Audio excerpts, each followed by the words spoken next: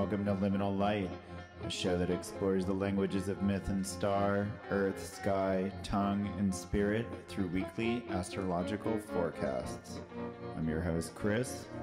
Enjoy.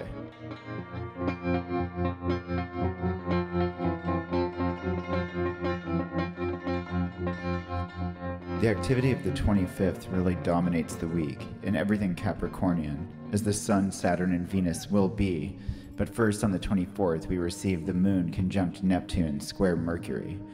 This will be Mercury newly direct, but still languishing in detriment, confusing and mixing intuition and instinct with fact and data, squaring a Moon growing in emphatic energy that is just bumped up against Neptune's watery fantasies of universal dissolve.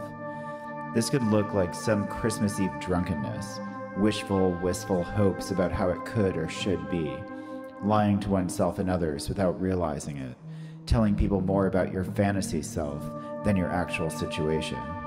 Not a huge aspect, but likely to set a tone for Venus's ingress into Capricorn just after midnight, where Venus immediately conjoins Saturn, crossing the gate into his bony arms, inciting appreciation and knowledge of the true value of materials, what things are actually made of, and a recognition of natural beauty, as well as discovering charm and elegance in the traditional. The aroma of evergreen, the freshness of cold, and the flame of a candle are far more enchanting than flashing lights and plastic toys. This can make for a more somber holiday, but also gives an opportunity right at the beginning of Saturn's ingress to see what is beautiful about Saturn's rule in Capricorn. The silence, simplicity, strength, endurance, stoic sterility, ancientness. This is the appreciation of graves and dolmens, cairns and catacombs, statues and mausoleum, traditions unchanged in generations, ancestry and the safety of security, admiration and reverence of things that take a long time to form. For those surrounded by such elements, the kind of awe majestic mountains and austere monuments invoke will bolster hearts. For those subject to temporal commercialism with its instant gratification and addiction to waste, an emptiness will reign, leaving some feeling undernourished and depressed, wishing they could be somewhere else, pining for places more spiritual and stable.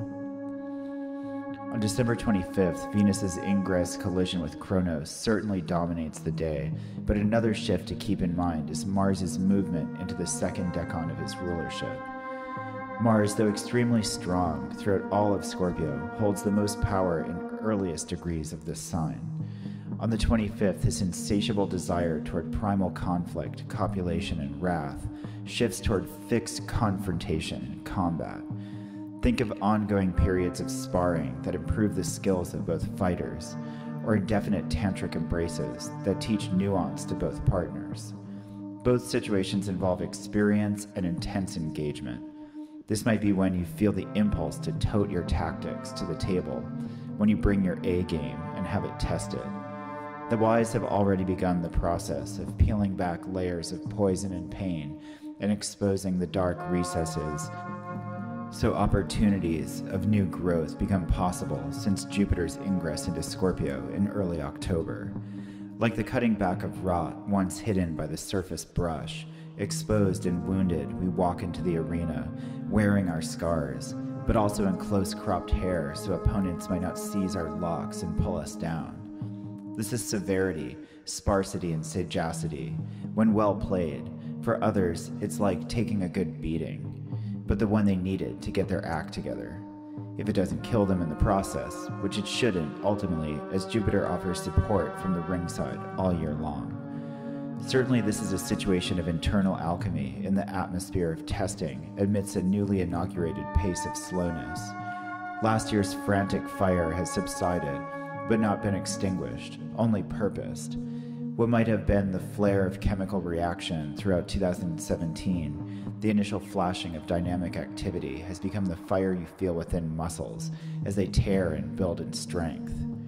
Both Saturn and Mars say, "Feel the burn," while Venus is admiring handmade weapons and hunting spears, delicately carved fishing hooks and bone sewing needles, the craft put into fishing nets and tent hides hard-won and well-worked, heirloom tools and wood of good grain and steel worthy of the whetstone. Saturn is going to be constantly reminding us that it is going to be a long haul, and we have to be strategic, disciplined, determined, and resourceful. Mars wants us either doing reps or demolition, and we must take heed because this may be a forceful removal of relationships or people, depending on where it is in our chart. While Jupiter will be reading to us from both Hermetic, Tantric, and martial philosophies until November of 2018. Venus will eventually move on, but her initial tour of Saturn's domicile and meeting with the Lord of the Inescapable will provide us with a chance to fall in love with our duty and to romanticize the difficult lives and cultures of those who persist and even thrive in snowy wastes and arid deserts. Saturn's significations are the core of existence. His cycles through our lives mature us slowly by facing us with trials, and Venus's time in Capricorn can set our aesthetics and senses of pleasure upon that which there will be to hold on to for the next 3 years. Learn to love to learn to trap rather than be paralyzed by being caught in a cage yourself. Come to appreciate with reverence the beauty of the wilds and the impassable rather than seeing them as restrictions to your movement. Venus stops to smell the roses, and in Capricorn, where all moves at its slowest, she stops even to smell the earth at her feet with every step. Enjoy it. Try to learn from what you gather and sense, what you see and touch while there is the time. This all applies to the sun as well. Helios' passage through Cronus' house illuminates and revitalizes the lair of the old and wise hermit. We may see how he is kept alive for so long in stillness and contemplation. There are things we can learn from visiting the old and wise, and it is a joy for them to get the attention and be invited to share in the gnosis of the radiant, even though these visits are not typified by wild abandon and Epicurean pleasure. They are the meetings where we learn eternal secrets, that which puts into perspective both mortality and its opposite. This is not live fast, die young, but live slowly and indefinitely. This is the sadhu that is 400 years old rather than the frantically shouting firebrand. Although Saturn may bring the overdose to the overindulgent, as he doesn't hesitate to hand out the results we have ourselves earned. On this note, a greater or wider cycle must be acknowledged, that of Jupiter and Saturn's conjunction, which occur about every 20 years, the pair coming together 10 times about every 200 years, each time in the same element. Much has been written on this sine wave through time, a pulse that occurs in living history, which allows us to compare events and precedents with astrological dynamics. The element that hosts these conjunctions presides over the activity and focus of the era. In 3 years, at the end of this current decade, we transition from earth sign conjunctions to air sign conjunctions. The period we are completing began in 1802, and all the industrial revolutions occurred within it. Economic botany, chemistry, physics as we know it, the machine age, dependence on energy drilled out of and sucked up from the recesses of the earth. These were the elemental epochs of antiquity, known as trigonalis epochs, of the great chronocrators, Jupiter and Saturn, the two most distant and slowest planets known then and seen with the naked eye. So Saturn's time in Capricorn this round is his last time to rule his yin domicile for this epoch, and so his concerns may be a bit more acute as well as all-encompassing. We will soon find out what the planet of inflexibility and endurance thinks about a society that has devastated resources and threatened the continuation of the species. There are times that we don't always say with bittersweet or melancholy sentiments, it was the end of an era. So challenge yourself to achieve being romantic about the limitations and value of material existence from a perspective yet to come, rather than being wistful about when we still could overfish oceans and simply bury trash in the earth as a solution for its riddance. These trigonal epochs overlap to an extent on the end due to planets' retrogrades, and the mathematical mean differs from the result in reality. So we've had a series of Libra air sign conjunctions in 1980 and 81, as well as the mathematical mean epoch switch in 2000. Even though Earth conjunctions persisted for another 20 years, the average varies from the actual. Both factors point to a situation of 1 foot in each element, that perhaps much of what is to come is already fully formed, but not yet on the stage. Air element is intellectual, information-oriented, abstract, searching, and also cultural. Art culture, science culture, journalism, and a bit romantic, but with a filtered emotion, more like fine art and discourse than domestic partner needs and feelings. Most of us now are aware many of the solutions to ecological crisis already exist. It's more a matter of those in control positions moving them into place, or at least ceasing to block them. We have wondered for more than a decade now, en masse, why renewable energy has not been implemented on a large scale. It may be that suddenly it will just appear, as if the baton had been passed long ago, but the camera hadn't yet panned over to the next runner. The frame switch is still in 3 years' time, when the slowest paced sign transitions to one of a faster element. At that point, we may be thinking about solar panels that are factory manufactured in battery bays, which still require disposal, but instead holographic lighting in every space we need it that runs off cellular networks, and other yet-to-be-seen innovations that no longer sound very far-fetched. In the meantime, as we wait for the technological update, we may watch the world begin the slow work of reversing an epoch of industrial impact with wide-scale permacultural pursuits and professional rewilding, both rapidly becoming supported sectors that the wealthy are willing to pay into, and even the lower classes are willing to group fund. Surely we will see more space program buzz, whether or not that blossoms fully in the long term, but the process might begin to be criticized more heavily as a distraction from work that must be done here, considering the daunting infrastructure that would be necessary to relocate a world population, or at least those most fortunate or unfortunate, depending on the scenario, requires generations, and this is a world becoming acutely concerned worldwide of decolonization. The Mars colony of the air epoch might be a specter of the old epoch's science, industrial, capitalist, progress-driven adventurism that gets its coattails caught in the doorway as it crosses the threshold. Ultimately, but probably, there will be no real way to tell in this lifetime. The streamers and flares will be popping off for quite a while. Some fodder to chaw as we immerse into year's end celebrations, but we must return to this week in question. Although for calendrical or traditional reasons, as well as astrological, what culminates on the 25th is certainly the main event, after which we are drawn back into the regular, ever-changing drama of the sublunar realm. The moon waxes up to the second quarter on the 26th, revving up the energy and pace as narrative substances begin to collect, and which story strands appear, likely later to become more apparent. I find this is often a good time to throw some tarot, or whatever is your mode. New moons have flavor, as do most seeds, but it is here that the tides of reality begin to roll in and take shape. By the second quarter, there becomes something more for the oracle to describe, and is normally your opportunity to catch a wave. Surprisingly, and not surprisingly, Mars trines Neptune just after on the 27th, in the holiday aftermath, and even if you don't visit family, are simply not of the persuasion, or belong to another tradition, Western or American Christmas, and the whole commercial holiday season in general, blasts a pretty wide hole in societal activity, and certainly collective consciousness. Take Mars and Jupiter in Scorpio's ruthless project of revealing traumas as workout fuel, and think about what kind of power bars you might have received in your stocking.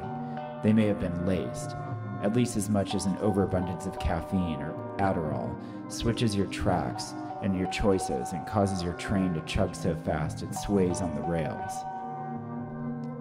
I imagine this will make some people who aren't in their own neck of the woods begin to feel itchy for departure, even dangerously so. The sedentary schema that is part of landing at many familial compounds could make for some monkeys in cages, thrashing against the feeling of confinement as you were on a roll before you left, and there is so much to do back home you can't stand it. What to do with all this excessive energy? Some might turn to booze, as is the perennial recipe. This could be perfect in moderation, but into excess might become disastrous.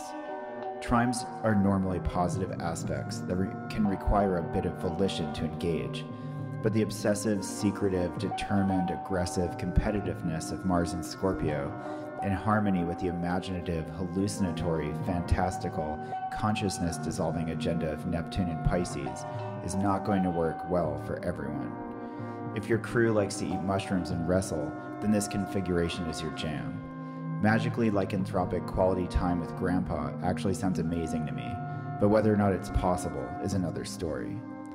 For those in transit, Mercury will be direct, but still in detriment, and this blurry worldview, coherent of combat, might make the open road rather thorny.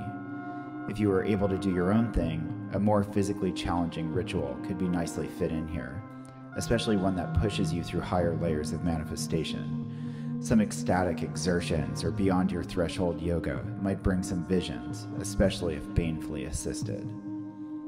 We receive a nice contrast with the moon in Taurus trining Venus in Capricorn on the 28th.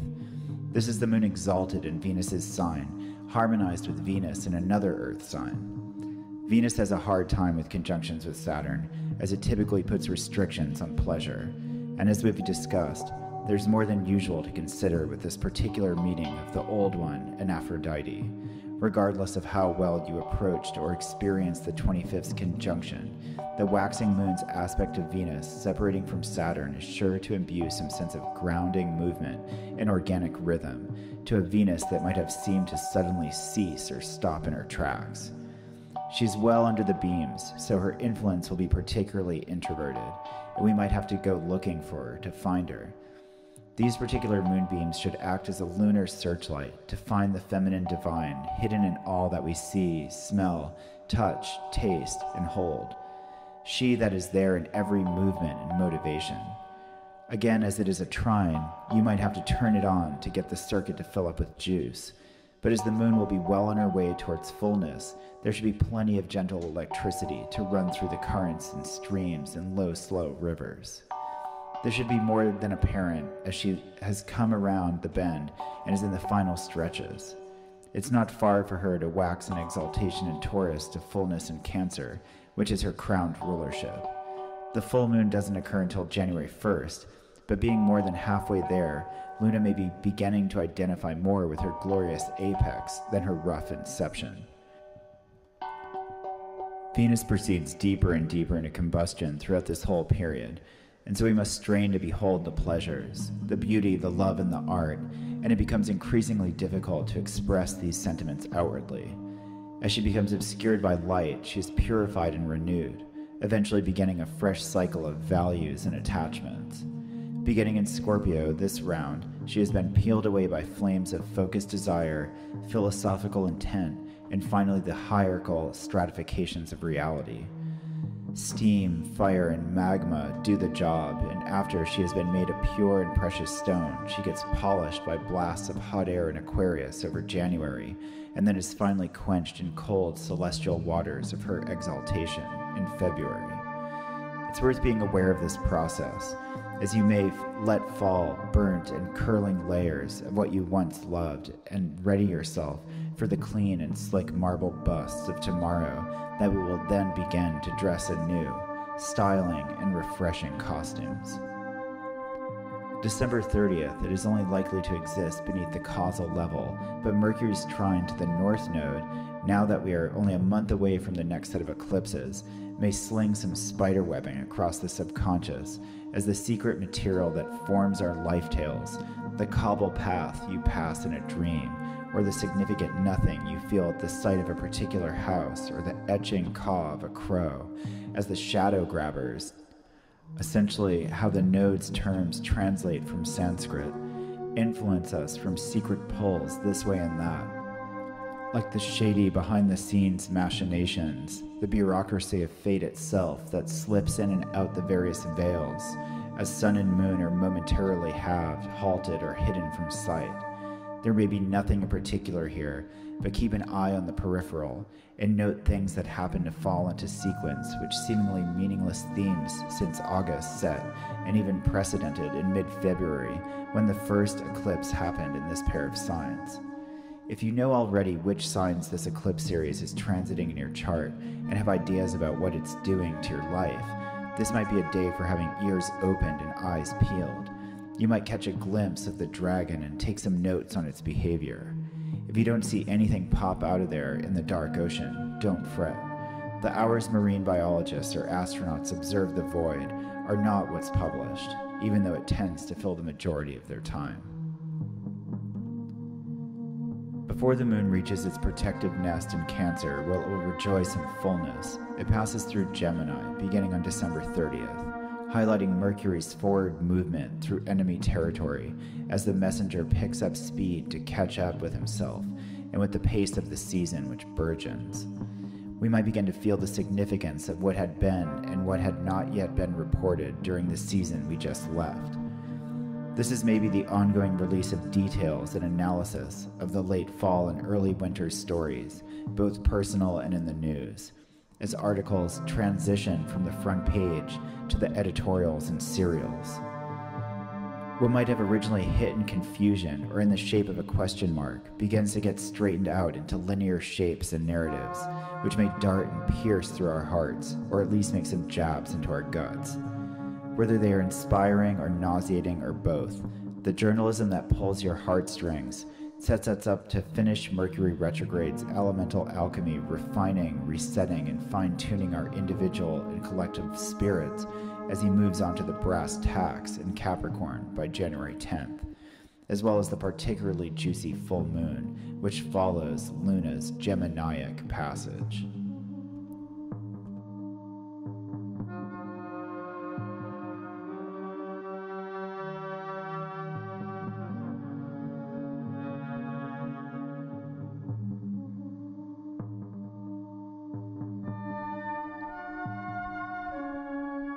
Once again, welcome back, Bonnie. Hello. And welcome back, a very welcome back to Suzanne Stone, Moon of Hyldemoer Herbals, who's becoming a regular guest, and it's fantastic to get the herbal information that corresponds to the astrology that we're laying out. For sure. Thanks. Enjoy it.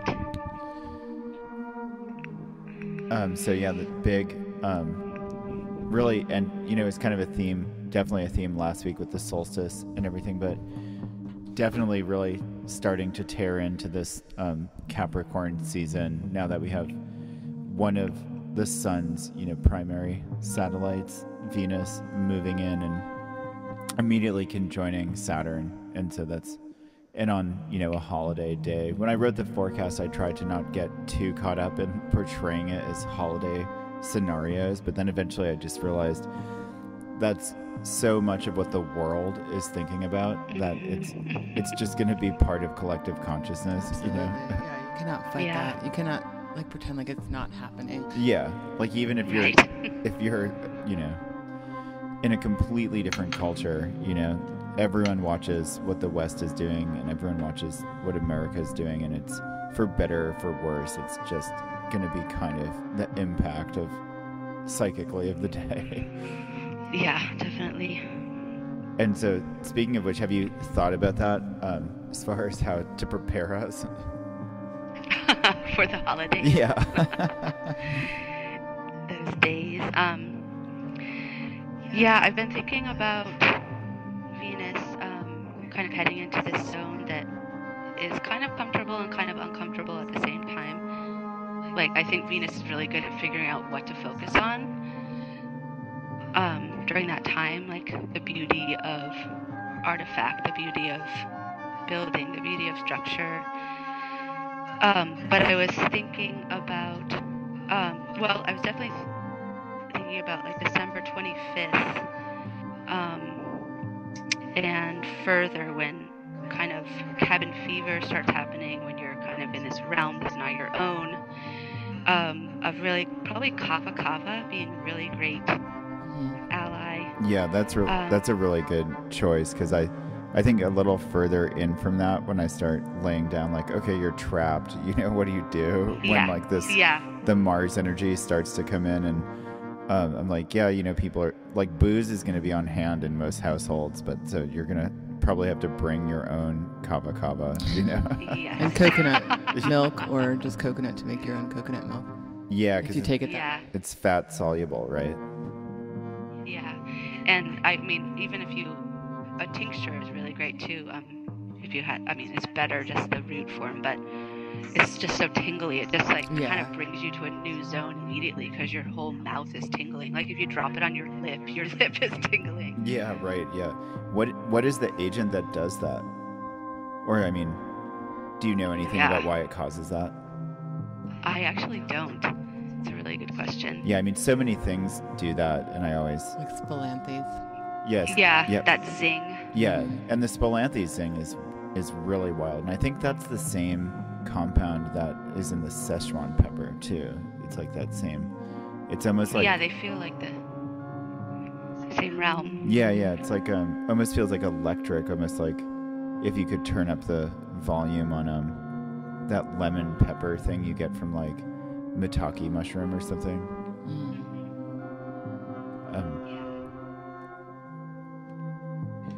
So I also think for this time period, I was thinking about the light coming back with the solstice, of calling upon some of the herbs like St. John's wort or St. Joan, goldenrod, aster, those kind of like last summer light. And lemon balm. Yeah, that's a really good idea. As allies to kind of like prepare yourself for the light coming back. And also just like allies in the darkness. I mean, because we're not ready for it. I mean, none of us really want the light to come back completely yet, but... Right, yeah. Yeah. But I'm just having those allies too. And aster as a tea, and if you have the flowers, but most of us don't right now, really kind of resets our mind a little bit, or just helps our mind to almost like stare at the clouds for... You'll just be staring at the clouds for 5 minutes and you'll be like, oh wait, I was just staring at the clouds. Where am I? So it might be nice to just get out of the zone for a minute. Yeah, that sounds like a really great ally for this for the 24th, 25th, 26th, when we're really going to be most acutely feeling this Venus in a conjoined Saturn thing, because what I kept trying to stress is that it's an opportunity to look at what's beautiful about Capricorn and about Saturn and Capricorn and appreciate it. So if like there's something like that can like slow us down for a second and not concentrate so hard on the restriction itself, but just kind of be like zone out on things. And then, if people were to even like keep notes, like take a notebook along, and every time you're like, that's really beautiful, like write it down, because it's like it could be majorly important. It's a great idea. For what I was trying to point out in this forecast is majorly important, not just for the time that Venus is in Capricorn, and not the time that Saturn is in Capricorn, which is 3 years, but because of the nature of it, like the epoch, like this could be this could be your moment to observe this changing point, for whatever that's worth, like you're gonna live the rest of your life and then die, and then you're not going to be like at the end of the next epoch and be like, remember the last epoch, but if if people are doing magical work, maybe you are, maybe you are going to be able to, like, you're going to thank yourself to when you start contributing that volitionally to your ongoing kind of your ongoing memory outside of your mundane body, I just think it's a great time to try that experiment. Be like, okay, change of epoch, not everyone gets to live then, Right. I was also thinking about some kind of like clarity herbs in that way, like ginkgo. Kind of really opens our brain cells and brings kind of oxygen. Eye bright, helping our eyes, like you're saying, to see the beauty and reminding us. And clary sage and rosemary too, just all can help us to kind of be in the moment and kind of rise to a different level in the moment. And so are you thinking like that at the same time as the kava, or does the kava come later, like more on like the 26th, 27th? I think kava's probably 26th and 27th. And then so what's will you just so the listener can jot it down if they want? I think like a rosemary tea would be really good. like the 25th, and kind of, or just even like as Venus is kind of leaving, starting to leave Capricorn, or kind of that remembering. You mean leave Sagittarius? Yeah, leave Sagittarius. Yeah. Thanks. Just to kind of continue on with the beauty vision. Yeah. How would you make this rosemary tea? Well, if you have a rosemary plant, the best is just to sprig in a mug and pour hot water on it. If you don't, I've never really used the dried. I've always used the fresh. Yeah. But it probably would be all right. It would be stronger. Yeah. So probably less. Yeah, it's quite aromatic just with the fresh, even. You know? Yeah, I think even like even if you don't drink it, I really enjoy when you're working with the spirit of a plant to make an infusion and then just inhale the steam. So it is like working on your the system of your lungs. So it is like the aerial spirit, and it's like circulating through. It goes directly through to your lungs, to your blood. You know, it's like working on that sanguine system. That's like the air signs. You know. Yeah. And I wear a lot of scarves, so I often will put a little bit of oil on the scarf.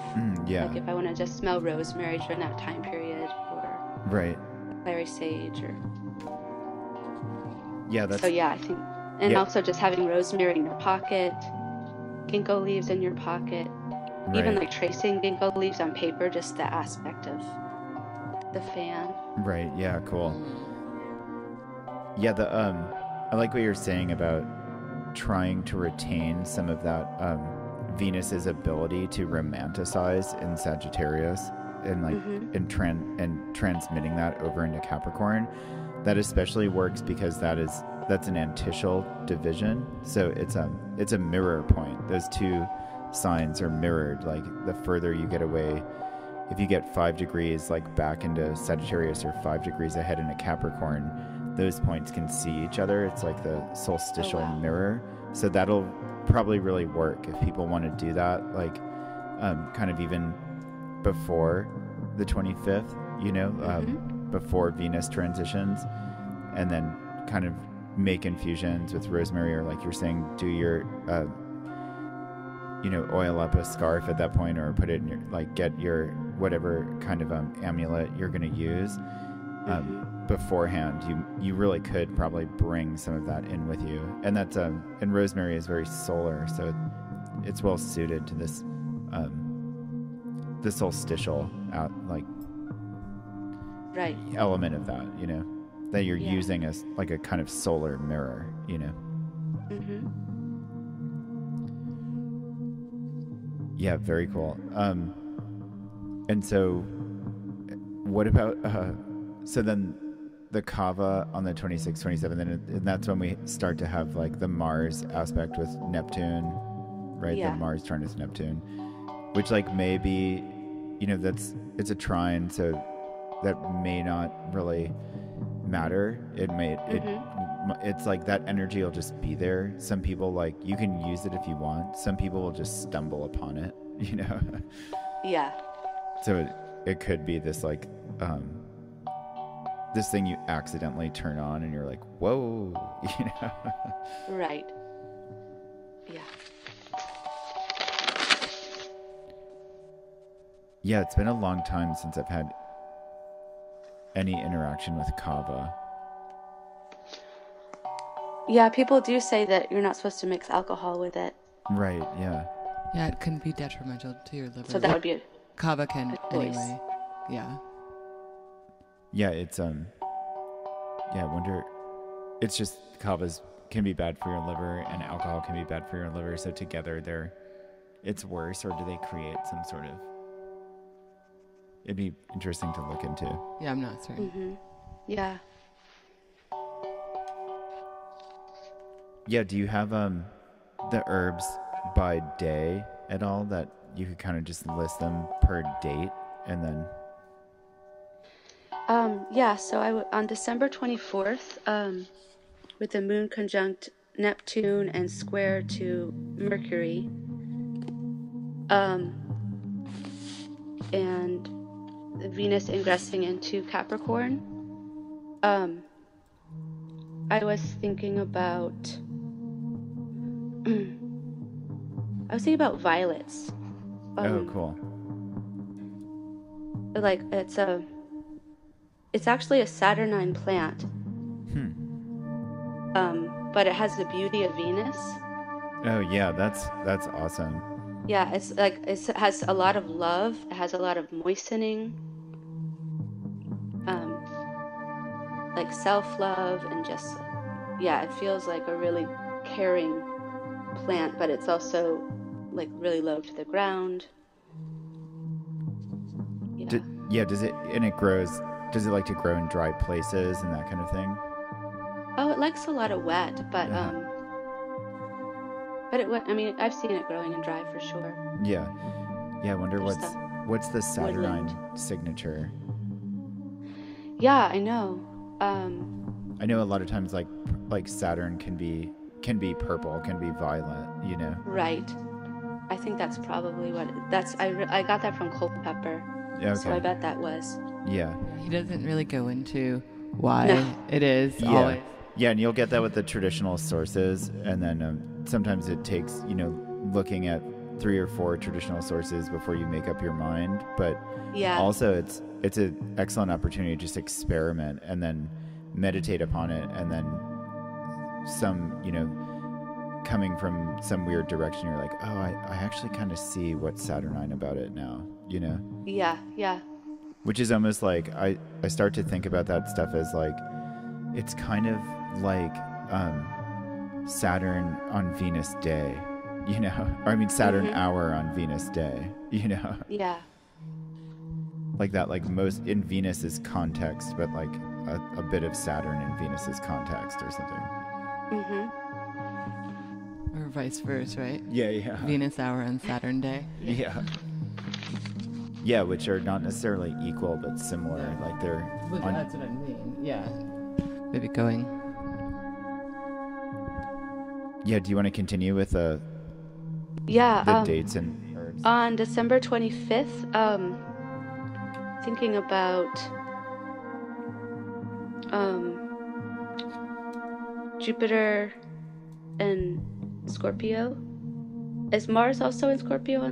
Yeah. Oh yeah, in the second decan. Yeah, just moves into the second decan, which is going more from like raw desire to like engagement, in like kind of Marsy kind of engagement, But Jupiter will have been in the second decan for quite a while at that point. Okay.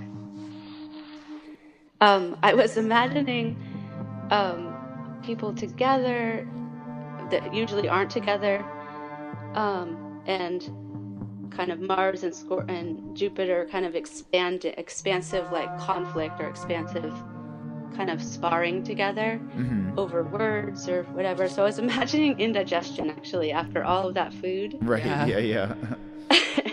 And so I was imagining after dinner teas or tisanes. So I was imagining like linden, meadowsweet, like fennel, fenugreek, chamomile, all your kind of a lot of the carminatives, and just kind of like they'll be warming. So that Mars will probably welcome them in, but it's at the same time they'll just kind of quell in any kind of discomfort that's really happening. Yeah, that's cool. I didn't think about it that way, but yeah, Jupiter can very much be, the jovial feast, and like like my Jupiter my Jupiter IC line, like like the line that the part of the chart that is like the home and family. It's like the domestic line. If you look at it in astrocartography, that goes right through Western Ireland, which like I love. That's like, I feel very comfortable there, Right. And I was like, oh man, if I moved to Western Ireland, it looks like I would just be like fat and happy, like really, but like philosophically, it'd just be like poetry and philosophy, and just like be like kind of like at the pub too much, Yeah. but kind of jolly, So yeah, right. like you get that that Jupiter. We forget about jovial Jupiter. Like I think there's so much concentration on the philosophical Jupiter, but then you think of like the kind of friar brewer, like cook, the like red nose kind of stocky, Yeah, exactly. like like had some nips under the apron. Yeah, totally. Yeah. And so yeah, there's that Jupiter with Mars in like the fixed water sign. It's like it can be kind of like a feast that gets almost like toxic. Yeah. Yeah, that's cool. Yeah. Those are definitely good points. Yeah, and I was thinking about burning or having a pot of pine needles on the wood stove. Yeah. As kind of peace, or just keeping our mind expanding, not letting us just delve into. I mean, let it delve deep, but don't get stuck. Yeah, I think evergreen aroma in general is excellent for this whole Capricorn season coming on. That's also going to remind us what's beautiful about winter. Yeah.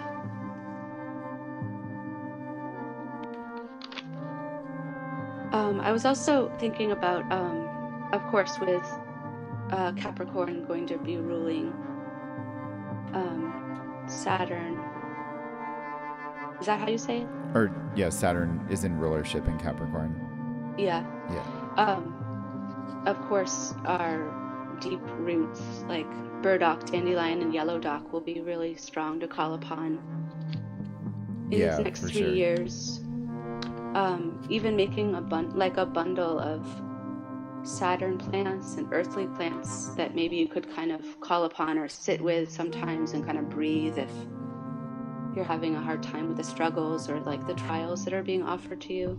Right. Yeah, like if you're having a hard time understanding like what Saturn is trying to do with you or for you. Yeah. Yeah, like even sage is Saturnine. Yeah. Yeah, sage, cumin, burdock, and sesame seed too. Wow. Yeah, that's a cool way that's like a bundle, like almost like a bouquet or like a smudge that you don't even necessarily burn, Yeah, or even like if you sew something into a like physical cloth bundle. Yeah, cool. Too. For sure. Yeah, and you can do it, if you track Saturn days and Saturn hours, you can do it on and for people who don't, if you just figure out what day every planet is, you like sunrise is always the hour of the planet of the day. So if you get up at sunrise and make your Saturn bundle, you're going to be right on, And midday, somewhere around midday. You get that. Yeah, the 8th hour. So it changes depending on how long the days or nights are. But yeah, I keep my Saturn altar like pretty messy, which is kind of insane. I just let it like experience time, and like decay, and like if I'll make burnt offerings on there and I don't clean it up, I just let them kind of pile up, and like I let the cobwebs take over, where other altars I keep tidy, but I just kind of it's like bones and fossils and cobwebs and like burnt material, Yeah. That's nice, because Saturn also knows how to transform that. Saturn's like, yeah, I know totally. how to. Especially like the fossils or like petrified wood or things like that. Things that would be easily destroyed or corruptible or rotted, eventually turned into hard stone. Over long periods of time. It's like very Saturn.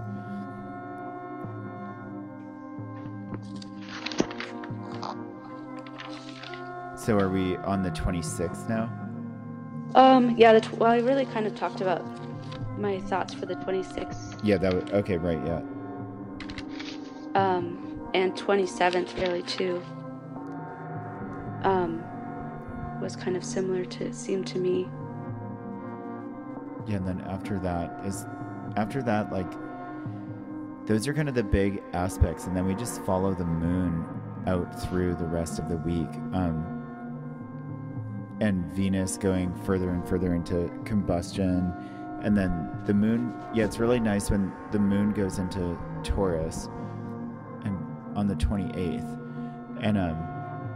and the moon in Taurus is in exaltation, and it's going to trine Venus. So Venus is, in kind of a hard spot, separating from that conjunction with Saturn, but the moon in Venus's sign in exaltation trining up to her is they're both in earth signs.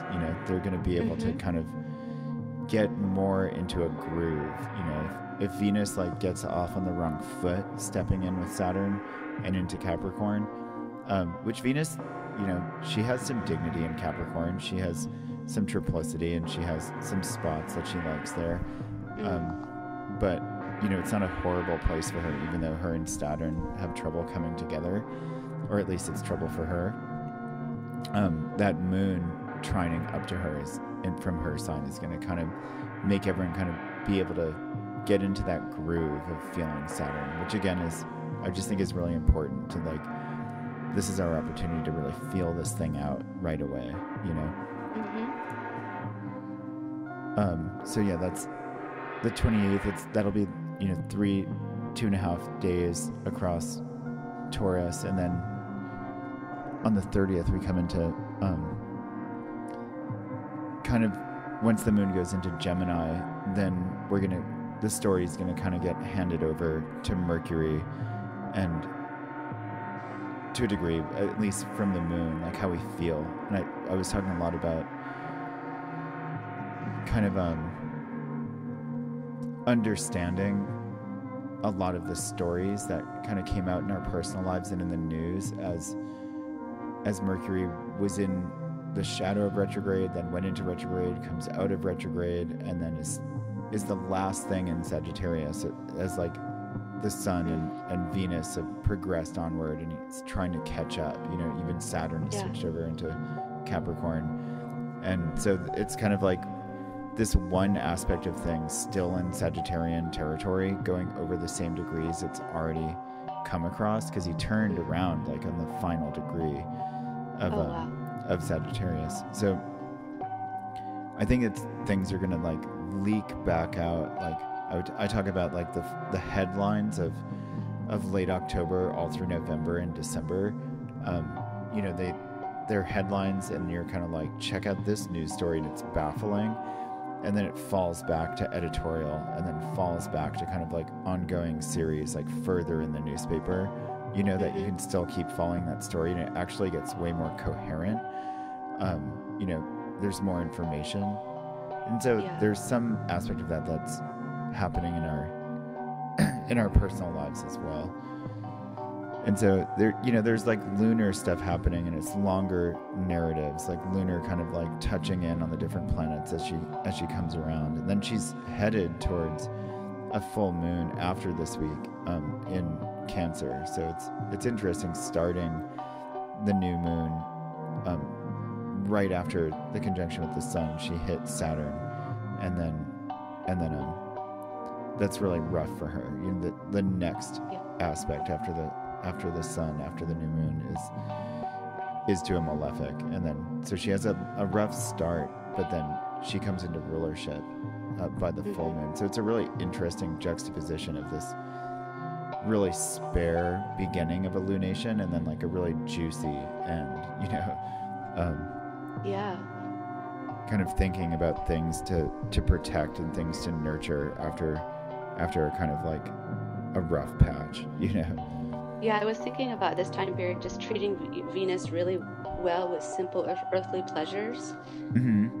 Like, I think Rose would just be like, Venus would just be in heaven, like rose baths, rose spritzers, rose tea, rose hip jam, like buy some roses. Yeah, it's a good project to just like continually connect with Venus, like as as a way to look at Saturn. I really like what you said about the violet, and that's a really interesting way to play it. I feel like, you know, if people want to make more of a project of it as well and try to find herbs that cross correspond between Venus and Saturn, you know, like, and then kind of incorporate them with things that are very Venusian. So you're really turning Venus on, but then incorporating like these kind of holistic doses, these kind of like micro doses of Saturn the whole time. I mean, which is interesting. Saturn's going to be like very prominent as he hits Capricorn, but since Saturn moves so slow in Capricorn and the pace of Saturn in Capricorn is so slow, even though he's going to walk into rulership, it's not necessarily going to be like, boom, Saturn, you know? Like it may be, we might get that initial footfall, but it might be this thing that unfolds at a slower pace. Right, that makes sense. So kind of like working up our immunity to Saturn is a good idea. Yeah.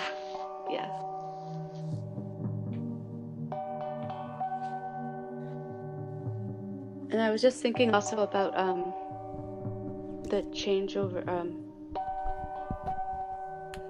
how you're talking about like the last bit of time in the earth elementals.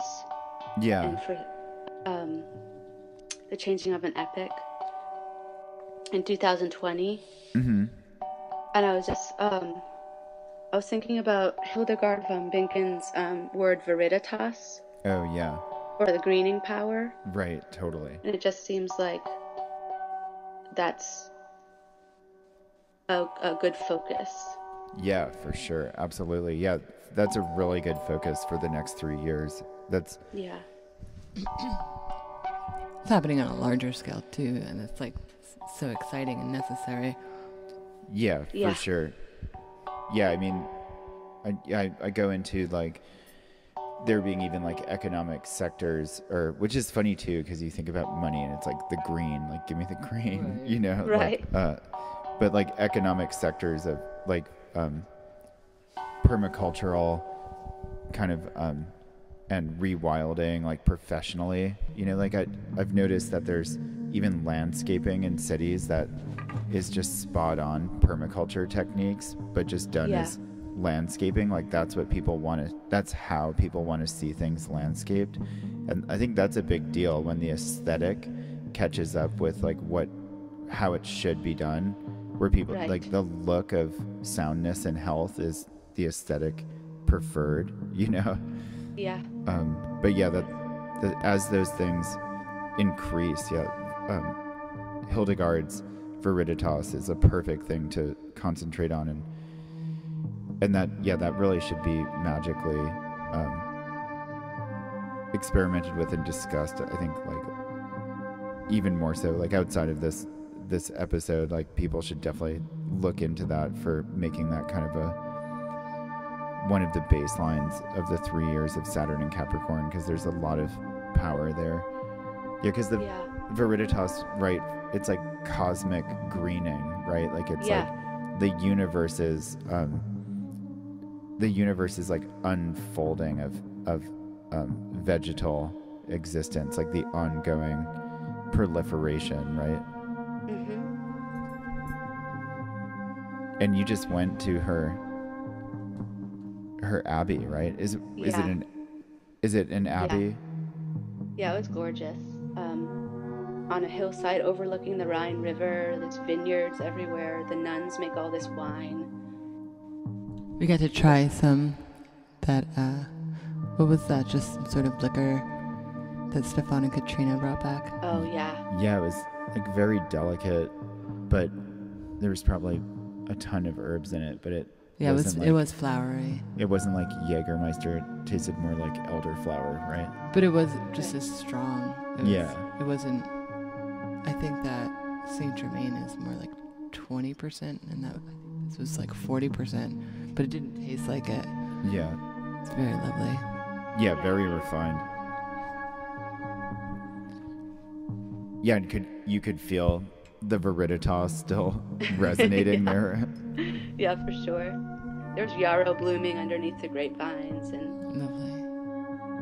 Yeah, it was Were there other people visiting? A few. Like it seemed like a popular site? Yeah, definitely.